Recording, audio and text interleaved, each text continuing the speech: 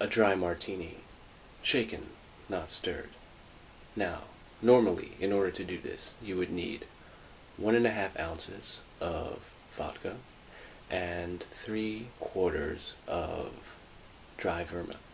But unfortunately, we don't have any vermouth tonight, so instead, I replaced the vermouth with this control. Now, here we have this thermos because I can't find my shaker, mixer, whatever you call that. So all that I just said is in here.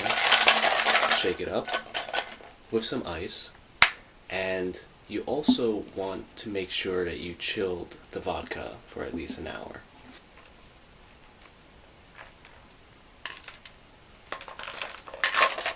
It helps if you open it the right way.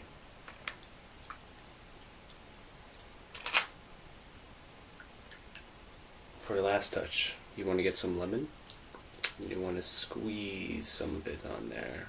And then you also want to, just lightly, and there you go. Now, few people have actually realized that James Bond was a book series a long time ago, in the 50s. Of course, I didn't realize it until, I started college like 4 years ago, because the movies have surpassed the books in almost every way possible, that it sort of buried the fact that it was, a major literary series. So, before I go into any major details, I'm actually going to go through, very briefly, every single James Bond book and quickly say if the movie or the book is better. And I'm also going to go in order, because there's actually a chronological order to all the books in the series. Casino Royale, both good. Live and Let Die, both good. Moonraker, definitely the book. Remember that time Bond went to space? Yeah. Diamonds Are Forever, book. From Russia with Love, both. Although maybe the movie, Dr. No, both. Goldfinger, both. Now, this is actually a book of short stories, so it doesn't really count, but book of short stories in this case. Thunderball, both. The Spy Who Loved Me, the movie. This is actually kind of the black sheep of the James Bond book series, because this book is actually written in the point of view of a girl who falls in love with James Bond, hence the title, The Spy Who Loved Me. I actually haven't read this one, but from what I've heard from my friends, it's not as exciting. Even Ian Fleming himself said that he didn't know why he wrote that and was like, fuck that. On Her Majesty's Secret Service, both. You Only Live Twice. Some people are going to hate me when I say this, but I like the movie better. And last but not least, The Man with the Golden Gun. And it's kind of hard to say, because the book wasn't that... It was okay, but still, the book is better than the movie. There's one book that I'm missing, that's a book of short stories, which is hard to find now, because ever since Quantum of Solace came out, they decided to put all the short stories into just one book that's just titled Quantum of Solace. The other short story book that I'm missing has Octopussy and Property of a Lady and some other titles that I can't remember right now. But, since this is the 50th, technically James Bond, if you want to be a real technical asshole about this, James Bond is older than 50 years, because when they say that it's the 50th anniversary, it's the 50th anniversary of this movie. That obviously doesn't take into account that James Bond has actually been around since 54, I want to say, 50-something, you can look it up, whatever. And Ian Fleming himself was a spy, and he put all together all his experiences working for the British government and created James Bond. Now, in the movies, James Bond sort of became this action hero. When you watch most of them, they're not really spy movies. It's just James Bond blasting shit away. And Ian Fleming didn't really portray him as a hero at all. He actually portrayed him as a rather despicable human being. I mean, not completely evil, but he was kind of an asshole. Like, he just wanted to fuck girls, yeah, and he loved to kill people, and that's what made him good at his job. And also, he was kind of just, he did his job, and he didn't really think outside of it. He didn't really go out of his way to be a hero or anything like that. In Ian Fleming's term, he made Bond be like this blunt instrument that the British government just wielded, and it's like, okay, kill this guy, and James Bond would be like, okay, I'll do that. And even the name, James Bond, Fleming, made that name to be this very average, kind of dull-sounding name. Unfortunately, that's not the case. When we hear the name James Bond, we think, oh, that's like the best name ever. It's so cool. When originally it was supposed to be really dull and boring.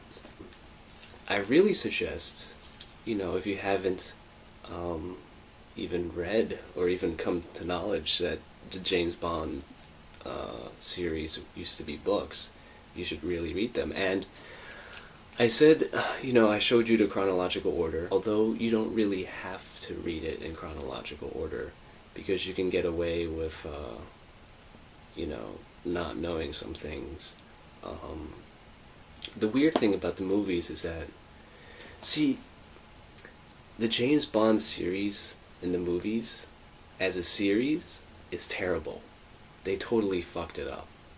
Okay, if you haven't noticed, I said that From Russia with Love came before Dr. No. They did Dr. No before From Russia with Love. And since I grew up with the movies and I was used to the movies, that completely flipped my mind, and it messes with you, because you're like, they kind of totally ruined the books. I mean, not gonna lie. With the exception of some things, I mean, From Russia with Love, Dr. No, and some of the early Sean Connerys, and definitely this one is pretty much the same exact thing as the movie. But the other stuff, they completely... Once Bond became this famous action hero, they decided to just... lasers and, things like that. But the other important thing to understand about, why they made the movies the way they were, was because...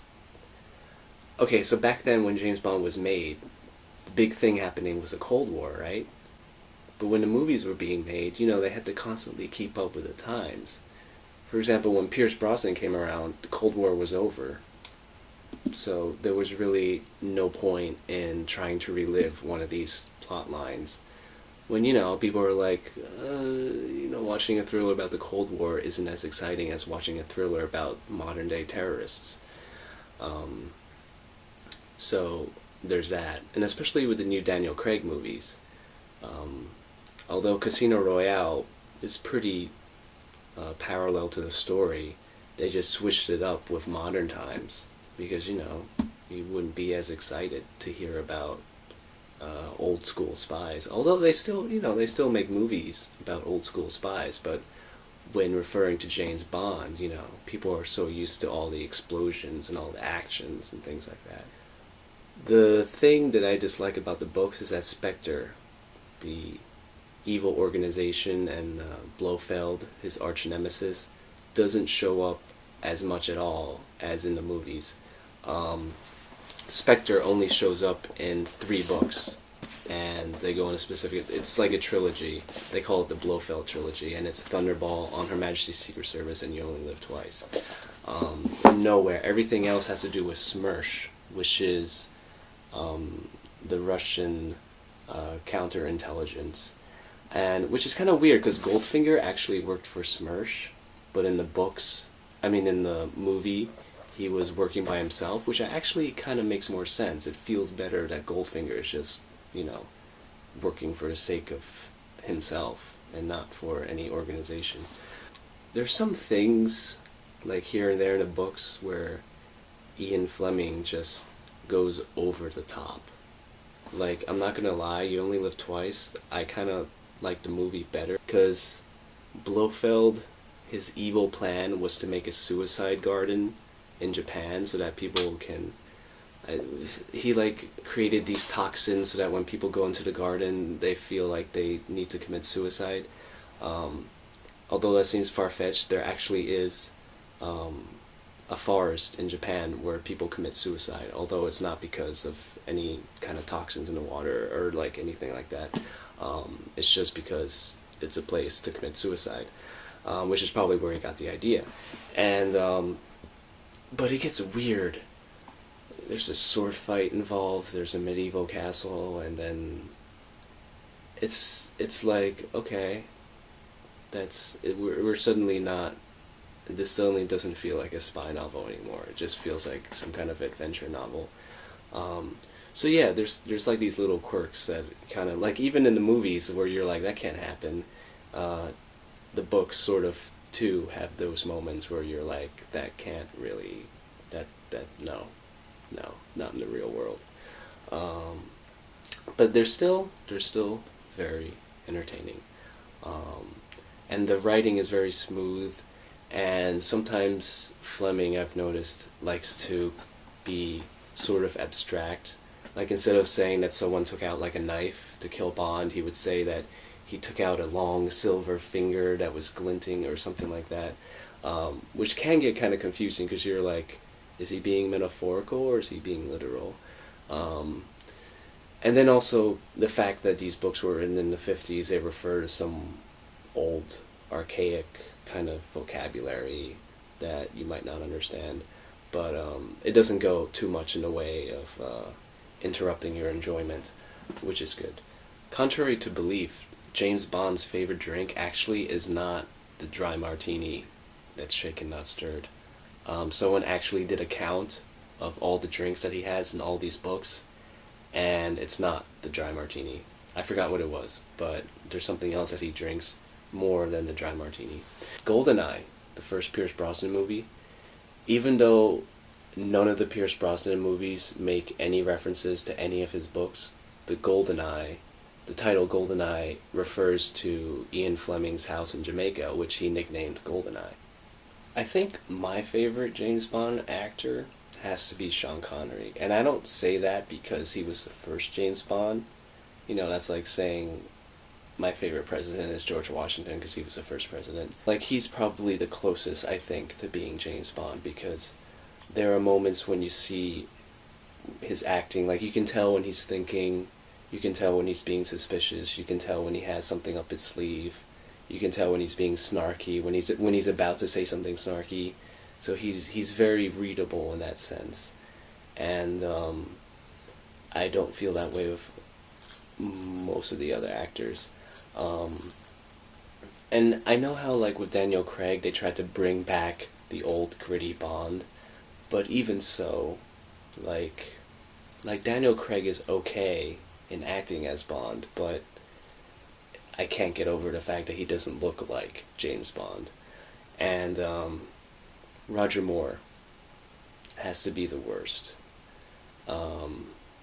because Roger Moore was actually considered to be one of the first actors, but he was doing something called The Saint, which I will talk about eventually, because that was a Pulp Fiction series and eventually became a television series.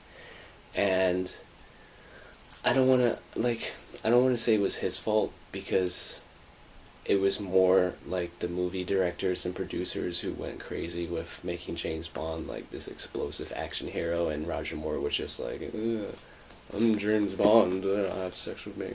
Hey, look at that, I changed my clothes. Listen, there's a lot of things I can go on about with James Bond, the books and the series and the movies and things like that, but I have so little time.